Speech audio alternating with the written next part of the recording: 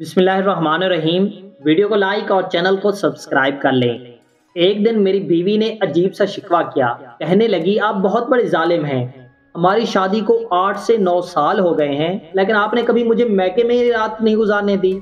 शौहर ने हैरान होकर कहा कि मैंने कब आपको वहां रात रहने से मना किया है? आप जाएं और जितना दिल चाहे वहां रहें।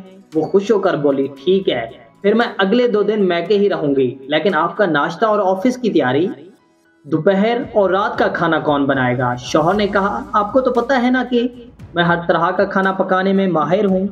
कपड़े भी खुद धो लेता हूँ और प्रेस भी कर लेता हूँ। अगर कुछ ज्यादा मसला हुआ तो भाइयों के घर साथ साथ हैं, वहां से मैनेज हो जाएगा।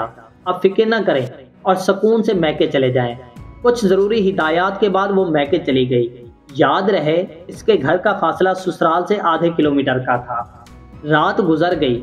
सुबह की नमाज पढ़ने के बाद शौहर ने वॉक की और नाश्ता बनाने का सोच ही रहा था कि दरवाजे पर दस्तक हुई।